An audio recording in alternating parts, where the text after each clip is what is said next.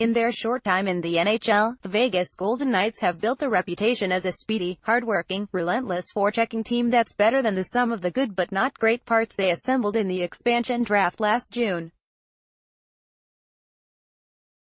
In their 4+ decades in the NHL, the Washington Capitals have built a reputation as underachievers whose cast changed from season to season but still fell victim to mental fragility that led to meek and early playoff exits, especially the past few seasons.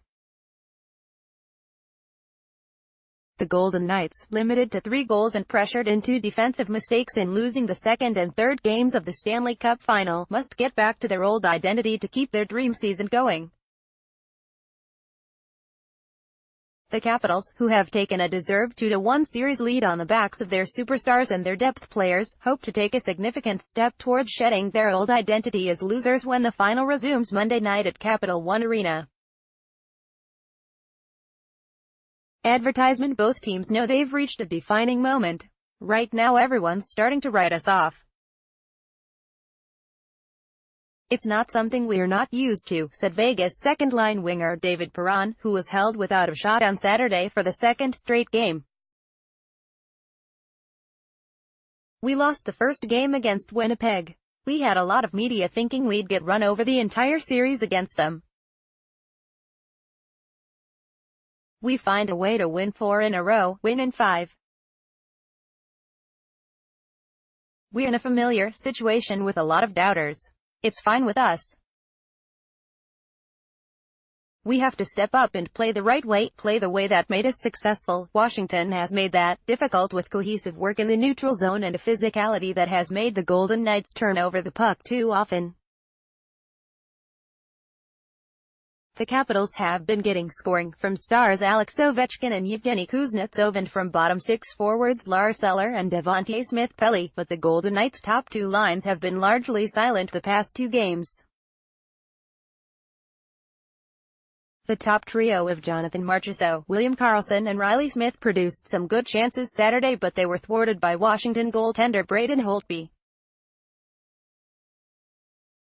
Vegas coach Gerard Gallant said Sunday he and his staff are considering some lineup changes, but it's late for a shakeup. Gallant could bring back Tomas Tatar, who played 2 games in each of the first 3 rounds, or Oscar Lindberg, who has played only 3 games, none after May 12, but neither move would qualify as a potential series changer.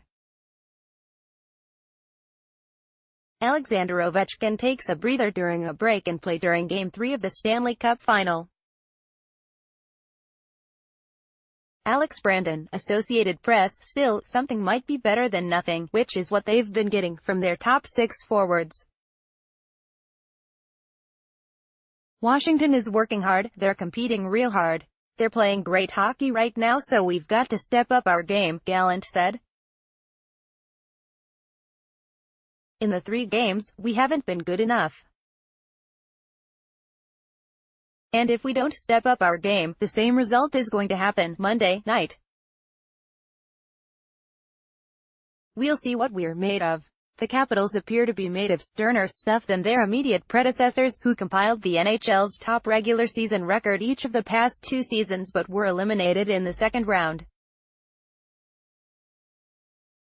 This version is younger and hungrier and has fed off the insatiable drive of the openly emotional Ovechkin.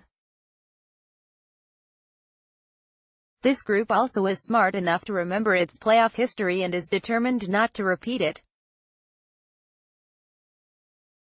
We're excited with the way the game went Saturday and how we played, but you've got to do it all over again, said Washington defenseman Matt Niskanen, who was credited with 4 hits and 3 blocked shots in a game-high 27 minutes and 16 seconds ice time Saturday.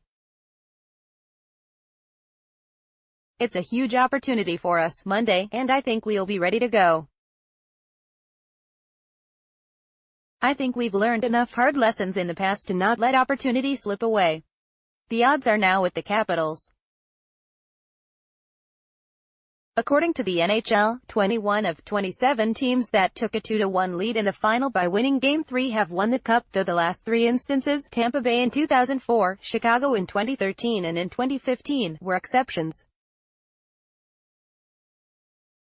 Defenseman Brooks Orpik, a 2009 Cup champion with Pittsburgh, acknowledged it's difficult for players to avoid thinking about the prize that's within their reach, but they're determined not to lose focus now.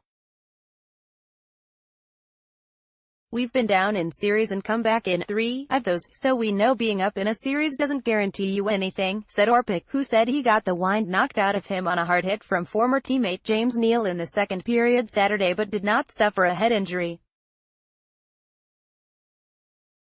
The Golden Knights, doubted from the moment they were formed and all the way through to the final, say they have enough magic left to continue their run. We just got to know in the back of our heads it's still there, defenseman Lucas Pisa said. It's 2-1 in the series. We played good hockey all year. We've been in situations like this before, had adversity, have our backs against the wall a bit. The belief in our group is still here. We've just got to stick together.